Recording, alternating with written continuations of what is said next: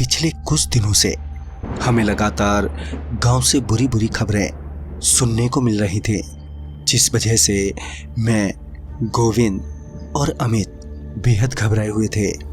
दरअसल हमारे गांव में महामारी ने अपने पांव पसार दिए थे, जिसके चलते आए दिन किसी न किसी की मौत हो ही रही थी। वैसे तो हम तीनों का परिवार अभी भी ठीक ठाक ही था, मगर हमारे घरों में कोई वयस्क नहीं जो हालत बिगड़ जाने पर कुछ कर पाते। लिहाजन मैं, गोविंद और अमित ने गांव जाने का मन बना लिया। पहले तो अगले 2 दिनों हमने ठेकेदार से अपना सारा हिसाब क्लियर करवाया और गांव जाने के लिए निकल गए। मगर जब हम बस टर्मिनल पर पहुंचे तो तब तक हमें काफी देर हो चुकी थी। दरअसल जिस रोडवेज बस से हम जाने वाले थे वो जा चुकी थी और अब हम यही सोच रहे थे कि अब क्या किया जाए।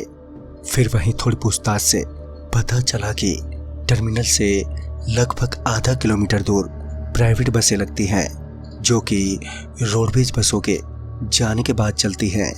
जैसे ही हमें इस बात का पता चला, वैसे ही हम तीनों उस जगह के लिए चल दिए। रात काफी हो चुकी थी। घड़ी देखी तो 12 बजने को थे। आज का पूरा दिन भाग दौड़ में ही निकल गया था और हम तीनों अभी भी चल ही रहे थे, जिसके चलते अब मुझे काफी थकावट महसूस होने लगी थी। मेरे धीमे पड़ते कदम, भारी होती आंखों से साफ पता चल रहा था। खैर हम तीनों किसी तरह वहां पर गए जहां पर प्राइवेट बसें लगती थी।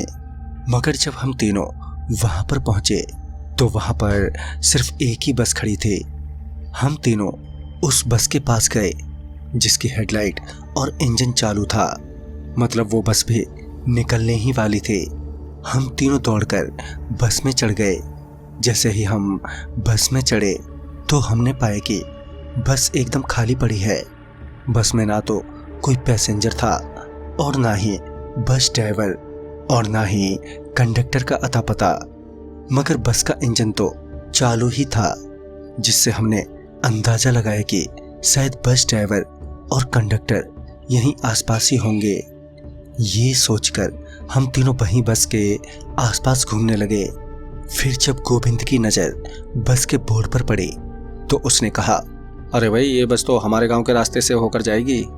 उस बस का बोर्ड देखने के बाद हमें ये तो पता चल गया था कि ये बस हमें हमारे गांव तक छोड़ ही देगी। लिहाजन हम तीनों निश्चिंत होकर उस बस में बैठ गए। हमारे बैठते ही पता नहीं कब हमारी आंख लग गई और जब मेरी आंख खुली तो बस चल रही थी। उस वक्त भी बस में हमारे तीनों के अलावा कोई पैसेंजर नहीं था। बस ड्राइवर और कंडक्टर अपनी अपनी सीट पर बैठे हुए थे। मैंने अपनी सीट पर बैठे बैठे ही उनसे पूछा, अरे कंडक्टर साहब, ये बस रुड़की तक तो जाएगी ना? मेरे सवाल पर दोनों ने अपना सर हाँ में हिलाया, मगर कुछ कहा नहीं। यहाँ तक कि बस कंडक्टर ने किराए तक की बात नहीं की। मुझे भी लगा हमारे सिवा कोई और सवारी तो है ही नहीं, शायद इसीलिए अभी किराया नहीं मांगा, शायद उतरते वक्त मांग लेंगे। ये सोचकर मैं अपनी सीट पर वापस आराम से बैठ गया। बस चलती रही।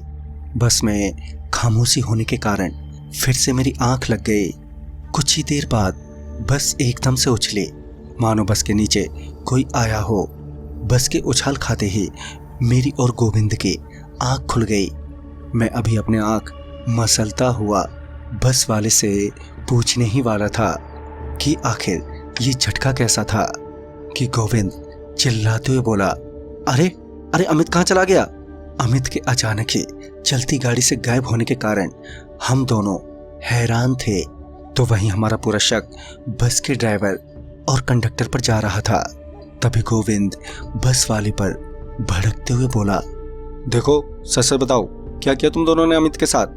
गोविंद बड़े ही गुस्से में और बहुत जोर जोर से बोले जा रहा था, मगर वो दोनों तो ऐसे बैठे थे मानो वो दोनों बहरे हो गए हों, जिस वजह से गोविंद और भड़क गया और वो उन दोनों की तरफ तेजी से बढ़ा।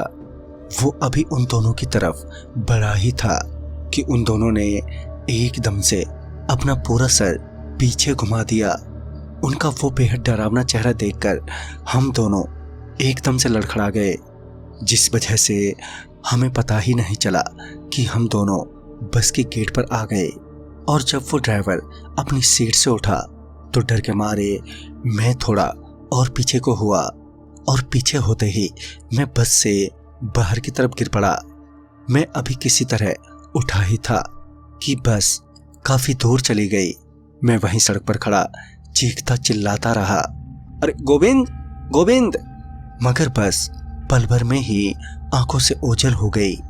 अब मैं वहां सुनसान रास्ते पर अकेला पड़ गया था। डर से मेरे हाथ पांव थरथरा रहे थे। मुझे ये समझ नहीं आ रहा था कि आखिर अब किधर जाऊं। तभी मुझे गोविंद की आवाज सुनाई पड़ी।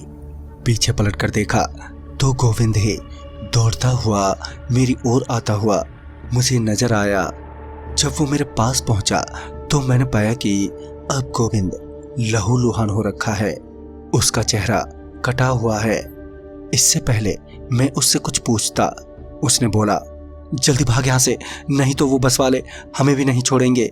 इतना बोलकर वो मेरा हाथ पकड़े भागने लगा। अभी हम सड़क पर भाग ही रहे थे कि पीछे से किसी गाड़ी की आवाज सुनाई पड़ी, और जब एक नजर पीछे पलटकर देखा तो पाया कि वही बस हमारे पीछे आ रही है। अब हम दोनों और तेज दौड़ने लगे। अभी हम दोनों उस बस से अपनी जान बचाकर सड़क पर भाग ही रहे थे कि तभी किसी ने हमें आवाज देते हुए कहा, अरे जान बचानी है तो इधर आ जाओ। हम दोनों बिना सोचे उस आदमी की तरफ दौड़ गए। जब हम उसके पास पहुंचे तो पाए कि वो एक मैकेनिक है और उसकी वही दुकान भी थी। फिर उसने कहा, आज रात तुम दोनों की जान खतरे में है। अगर तुम यहाँ से जाओगे तो वो बस तुम्हें बिना कुचले नहीं छोड़ेगी। फिर मैंने पूछा, पर वो बस वाले हैं कौन और हमारे पीछे क्यों पड़े हैं? इस पर उसने कहा, अरे वो बस वाले नहीं हैं। उन दोनों ने किसी बस वाले को मारकर उसकी बस छीन ली थी, और उसके बाद वो जिसे चाहते बस से कुचल देते। एक बार जब उनकी बस यहाँ बंद पड़ गई तो वो दोनों मेरे पास ही आए, और फिर जब मैंने बस ठीक करने के बाद पैसे मांगे तो वो दोनों बोले, हमसे पैसे लेगा, रुक तेरे पर ही बस चढ़ा देता हूँ। इतना सुनते ही मैंने उन दोनों के सर पर पानी से मारा और वो चारों कौन चित्त गिर पड़े। बाद में पुलिस वाले भी आए, चूँकि वो वांटेड थे तो वो उन्हें ले गए। फिर बाद में पता चला कि उन दोनों का एनकाउंटर हो गया है, मगर उसके बाद से ही ये बस यहीं सड़क पर ही घूमती नज़र आती है, और जो कोई भी गलती से चढ़ जाता है तो वो उन्हें बस के नीचे कुचल देते हैं। अगले दिन हमें पता चला कि अमित की मौत हो गई है। जब उसकी बॉडी देखी तो ऐसा लगा कि कोई बस उस पर से गुजर गई हो। तो दोस्तों, इस कहानी में बस इतना ही। तब तक के लिए बाय एंड टेक केयर।